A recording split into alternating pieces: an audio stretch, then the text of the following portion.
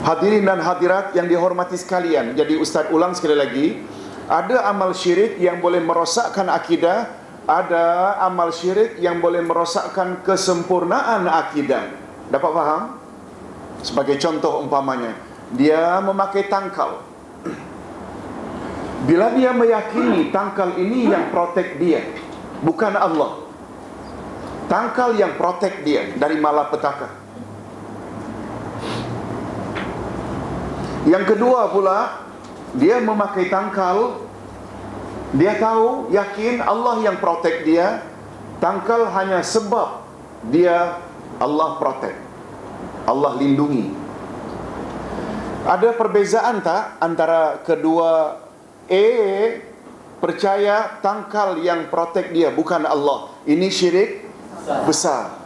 Adapun dia percaya Allah yang protect, tapi dia tetap pakai tangkal. Tangkal bagi dia dikatakan sebagai sebab dia mendapat protection dari Allah. Yang kedua namanya, mengapa syirik kecil? Okey, masih percaya Allah yang protect dia. Sekarang, mengapa dia menjadi syirik kecil? Tak boleh ke ambil sebab? Ustaz, bila haus Ustaz minum. Ini helah lah Ustaz ni.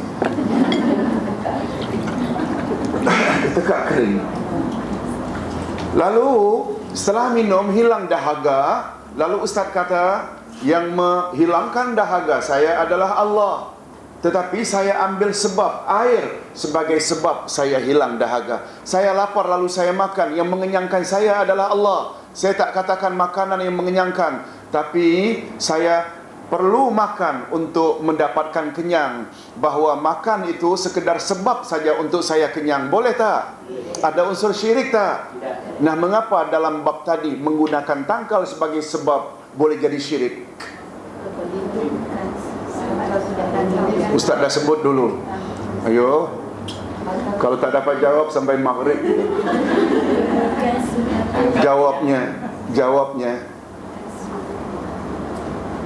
Allah memang jadikan air sebagai sebab untuk hilang dahaga. Allah sememangnya jadikan makanan untuk hilangkan lapar. Allah sememang jadikan obat sebagai sebab untuk hilangnya penyakit. Tapi Allah tak pernah jadikan tangkal sebagai sebab untuk mendapat protection Allah. Dapat faham, Bu? Dengan kata lain, menjadikan sesuatu sebagai sebab yang Allah tidak jadikan dia sebagai sebab, syirik kecil. Mengapa tidak syirik bila minum air agar hilang dahaga? Karena Allah memang jadikan air untuk sebab hilangkan dahaga. Sebab ada dua macam kan, dulu Ustaz ada sebut. Sebab tabi'i, ini sebab tabi'i, natural. Ada hubungan antara hilangnya dahaga dengan air, ada tak? Bila kita mampu melihat ada hubung kait antara sebab dengan musabbab, cause and effect.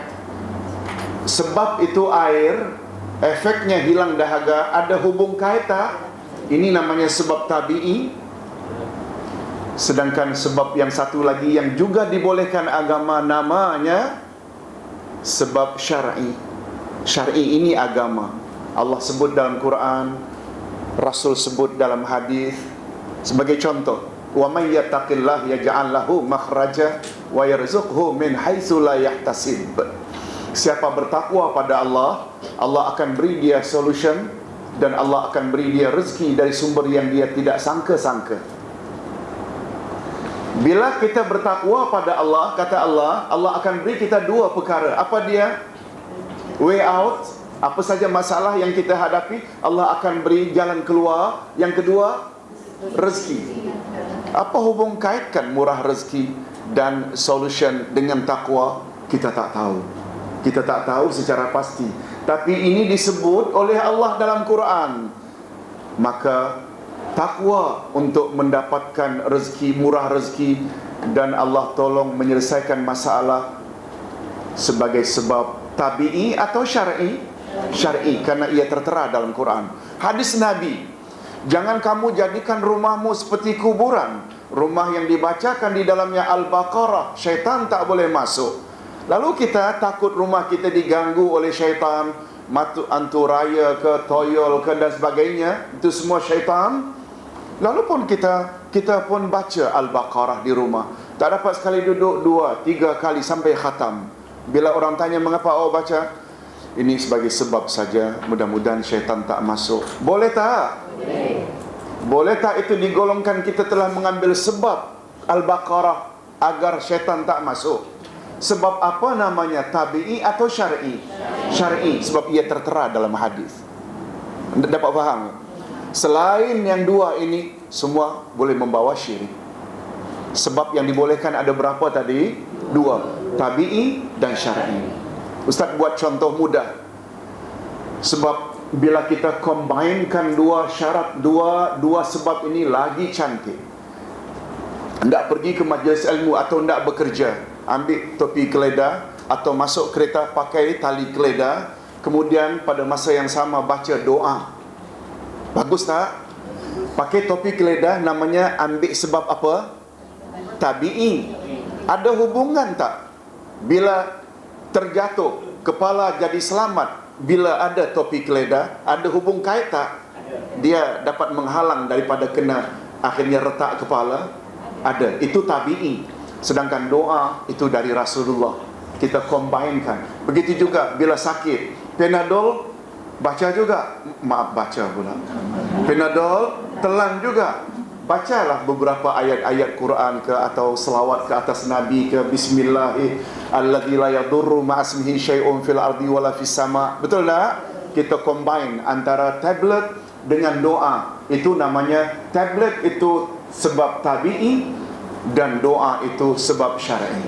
Nah, sekarang Ustaz nak tanya, tangkal termasuk sebab yang mana satu? Bagus, alhamdulillah. Jangan terperangkap. Tabi'i bukan, syar'i bukan. Itu sebabnya dia boleh bawa syirik. Dapat faham tak? Mesti melihat dari sudut itu. Oleh sebab itu, alah, apa salahnya, ini kan sebab saja, kita ambil dia sebagai sebab. Tak boleh. Samalah dengan pencuri. Kalau ditangkap, mengapa kamu mencuri? Kata dia, Allah kan suruh kita berusaha. Saya ada anak, saya ada isteri yang perlu saya sara. Ini salah satu usaha saya. Betul? Usaha diambil sebab maknanya, tapi kan itu nyata-nyata dilarang oleh agama. Betul tak? Macam itulah orang yang menggunakan istilah alat tangkal ini hanya sebab saja. Tak boleh. Baik. Mengapa demikian? Nah, ini penjelasan yang Ustaz jelaskan tadi. Karena ada di antara jenis amalan-amalan tersebut yang digolongkan syirik akbar atau kufur akbar atau nifak akbar, dan ada pula yang digolongkan syirik asghar atau kufur asghar atau nifak asghar. Dan telah dijelaskan pada pelajaran-pelajaran terdahulu bahwa jenis-jenis amalan pertama, yaitu syirik akbar, boleh merosakkan tauhid, sedangkan jenis-jenis amalan yang kedua pula dapat merosakkan kesempurnaan tauhid. Di antara jenis-jenis amalan tersebut ialah seperti berikut. Ini banyak dalam masyarakat, yaitu sihir.